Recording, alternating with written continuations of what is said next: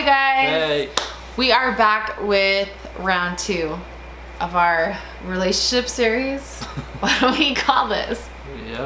Yep. How it all began. How it all began. So if you guys didn't see our last video, it was all about how we met. So I'll have that linked right here for you guys in this corner. I brought space. And today, and you guys were dying. You guys were like, wait, tell us how you started dating and engaged and everything. But we wanted to save it for another video. So this is how we got engaged, our dating story. I'm gonna have Brad tell it from his point of view, and then I'll tell it from my point of view. It's gonna take a while. You don't have to tell all the details. Of course, any story could take a while, but yeah. Brad's version first. I was just reading through, I had a journal from when we were missionaries, and I was just reading through the first thing I ever wrote about Michelle. And I didn't know how to spell her last name because I had only seen it written in Russian. So oh yeah, that's right. I spelled her maiden name completely wrong. Very wrong. And I said that she's wicked. Wicked So, awesome. She's wicked. I grew up with one of my best friends from high school. Is from Boston. So that's probably where And you got it so me and all my buddies would always use wicked. So I thought she was wicked when we first met. Yep. Then how did it escalate, Brad? I guess just maybe we should tell them about, so if you didn't see our last video, we met when we were missionaries for our church, and we were in Ukraine, the country. And when you're missionaries, you're not allowed to have relationships with each other. And so we didn't. We were just friends. She's 3 years older than me, for those of you that didn't know. Almost to the day. Yep. 3 years and 2 days. Yep. Older. And now the twins are... So my birthday's March 7th. Brad's is March 9th. And now the twins are March 11th. Every other day for that week. It'll be fun. So I, you know, as a 19-year-old kid, 22-year-old sounds like old, way out of my league, right? Not even old, but just, I figured she had her own 22-year-old crew of dudes that she rolled with. So never considered her an option. Thought she was really cool. Thought, you know, I liked having her around, and we had a lot of strange things in common that we started figuring out as far as groups of friends that we knew, concerts we had attended. The weirdest one was... This is crazy. So one of my dorm mates, he was in the dorm right next to me when I was attending BYU. Well, we should say also, sorry, this might be kind of a long video, but who cares? I went to the University of Utah, and about 40 minutes south is Brigham Young University, and they are like rival schools. And before my mission, I graduated, but I had been dating a boy at BYU. So that's kind of like the background. So this guy she was dating was good friends with the guy in the dorm next to me, and we hung out all the time. We would, you know, fall asleep in each other's dorm rooms listening to music. He was super into the indie scene and kind of showing me some different bands and stuff. So we would hang out late at night. I think I fell asleep in his room that night. In the morning he got up, he's like, oh, my friend's friend, I kind of only met her a couple times. My friend's friend is picking us up. So I gotta go. And I remember our room was overlooking kind of the front of the dorm, and I remember seeing this white Toyota Corolla and not noticing who else was in the car or anything, but just being like, bye, see you later, TJ, and seeing a white Corolla. Didn't think much of it at the time. Then we're talking as we're on a bus, I remember. In Ukraine, we were on a long bus ride. I was writing a letter to that friend, TJ, and she saw how I spelled it, Teejay.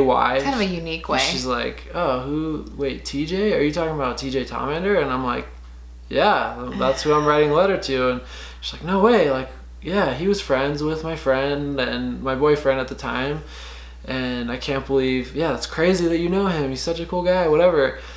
I remember, like, I used to always pick him up at the dorms. I was like, wait, what kind of car did you drive? Forgot about that. And she's like, oh, I had a white Toyota Corolla. I was like, seriously? Like, did you pick him up, you know, with your boyfriend? Oh, what? That was, yeah, definitely seen your car. I don't know if I saw you specifically. It doesn't. And didn't you go to lunch with him and stuff, my boyfriend at the time? With TJ, like they had like had lunch or whatever. Yeah, so I had met her boyfriend at the time, but somehow never met her. Seen her car, met her boyfriend. We had been at dances together. We had been at concerts together. All the same kind of, but never had like seen each other. Yeah, Ben Queller came and played at the U. We went up there and she was there. 80s dancing. So we had all these weird connections, but somehow had never actually crossed paths with each other until Ukraine. And I had only lived in Utah for less than a year. So it's kind of crazy that we had all these things in common. Yeah. But so we became good friends on our mission, never romantically interested at all. Just thought of her as a good friend, someone that I wanted to keep in touch with. And then she went home. I went home in April 2008. 3 months before me. And then 4th of July 2008, I got home. We kind of kept in touch. Emailed each other. And then once I got back, got each other's numbers and we're texting and stuff. Still nothing romantic, nothing. I can't wait to tell you guys my side of the story though. Just wait. I had thought of her as a good friend, but I was getting back to my crew that from my freshman year before I left on my mission. I had a great group of friends that I had loved spending time with. We were already set up to be roommates again, so I wasn't really thinking too romantically at the time. He was still really young. Then, August, or I guess it was end of July, I came out. So I had like 3 weeks back in Ohio where I grew up. Came back to Utah, and my mom had kind of wanted to meet this sister Chittister, Michelle, for a while now. So she, I think, was kind of crafty in saying, oh, well, your grandparents only have so many seats in their car. We probably need like one other driver. Do you think Michelle could come help out? And so she had been in touch with Michelle, and Michelle showed up at the airport when we came to Utah. And so it was our first time seeing each other outside of this missionary world where... As missionaries, you can't hug. Yeah. You can't be alone together, just to let you know that. Yeah, we could actually just, I don't know, be ourselves around each other and give each other a hug as friends would. And then my family all jumped in the car with my grandparents, leaving me to ride back with her. So it was great.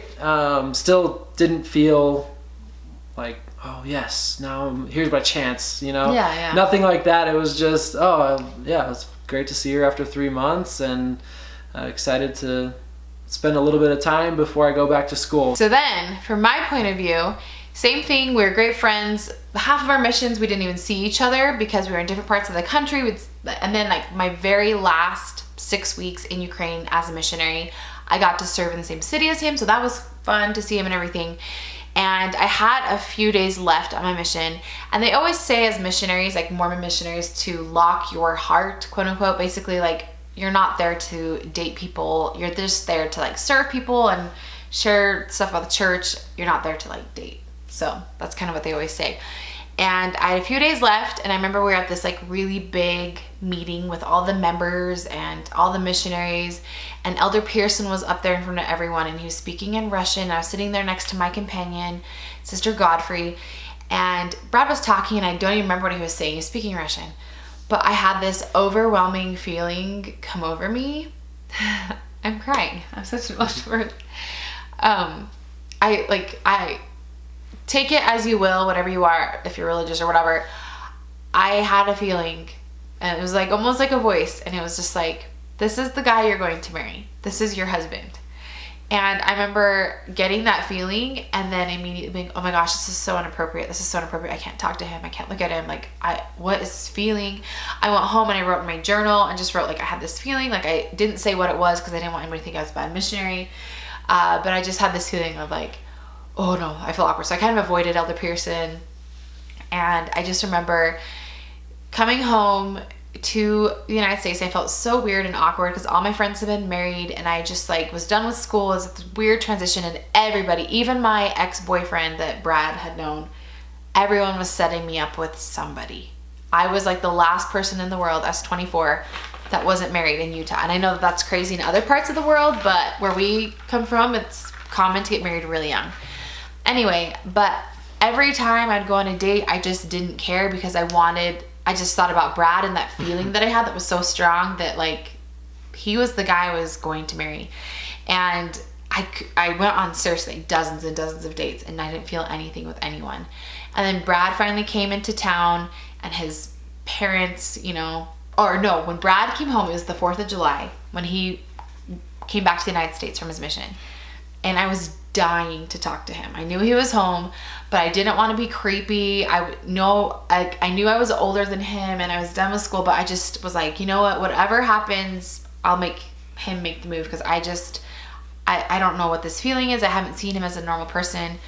And then that day when we were together, we were alone and it just felt so normal. Like nothing felt awkward. We were just friends and we're just talking.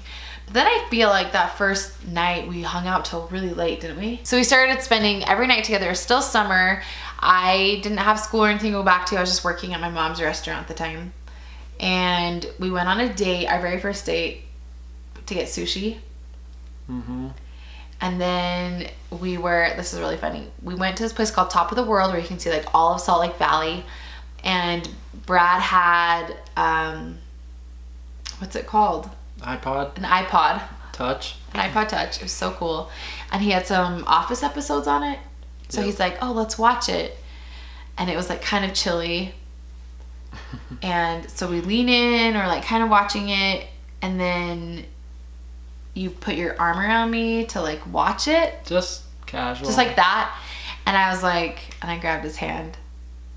And then that was her first move. That was my move of like, oh no, this is happening. And then that night I dropped him off because he didn't have a car at the time. And then we kissed. But that's a different story how we kissed. Because we had known each other for a year and a half at this point. By the time we actually started like dating. Yeah. So we knew each other, and I feel like we had seen each other in a lot of different situations, bad and good. So I feel like we knew each other more than like the normal person. Yeah, but not ever dating. Interest. Yeah, but no interest. So yeah, I don't know. Once we crossed that line, I had always thought of Michelle, like I said, as a good friend, and I was impressed with her in so many ways that I always thought, man, I gotta find someone like that. So I had kind of set this benchmark in my mind of I want to be able to spend my life with someone like that, not thinking of her as an option. When I figured out that maybe she was an option, I think things moved pretty quickly from there because I had already had this in my mind of I want to find someone like her. Why not her? Sweet. I was living in Provo, down, like Michelle said, 45 minutes south of Salt Lake. She was up almost in Salt Lake and kind of South Salt Lake, so we were kind of far apart. I was living on campus, didn't really have a need for a car at the time, so Michelle was doing a lot of driving back and forth, spending weekends I was spending weekends at her brother's house, which was right next to her parents' house where she was living, and then the rest of the week was just at school. And so it was tough, 5 days apart, 2 days together, on and off for, I don't know, what, a month and a half. So not that long, but like I said, I felt like, man, I want to marry someone like that. And then once she reciprocated, I was ready to go. So I remember, a few different girls that I had dated before had kind of different nights where they'd break down and just be like, oh, I'm so scared to be alone, or and I feel like Michelle and I were having kind of a moment like that one time when she was dropping me off, like, man, I hate leaving you, I want to stay together. And I just told her right then, I was like, I'm going to marry you, like, I've got to get some things figured out, but I remember that. Don't be stressed. I love you and I'm going to marry you. So we'll get it figured out, but don't be sad. Don't freak out because I'm going to marry you. And I felt so confident in it at that time. From there, it was just figuring out the details, the ring, how I was going to do it, the timing. So Yeah, moved pretty quick. 6 weeks from 6 weeks. first kiss to engagement. Which is crazy fast, but once again, we had known each other for a really long time. So now, the engagement story. I remember Brad saying that we were gonna go on a special date and we were gonna go get sushi and then we were gonna go hiking to Secret Lake, which is this beautiful lake that we had been to before on a date. Mm-hmm. And I remember my friend saying, he's totally proposing to you. And I'm like, no, he's not. We've only been dating for like 5 weeks. No way. And we get to this certain point. We get up to the lake. It's gorgeous. There's no one else there. It was just right at sunset. Right at sunset. And he pulls out this book, this exact book. And he's like, oh, open it up. I literally have no idea what's about to happen. And I start flipping through it and it's so cute and it has like really like personal, like special memories in here and pictures and reasons why he loves me and just like pictures of us from our mission. And as I'm flipping through, there's a picture of us right here. We went to the temple together. And then I flipped it and there was a ring inside. Like he had cut this out inside of the book. And I was like so confused. And then I looked up and you were like, will you marry me? And I was just like, is this even real right now? Is this even real?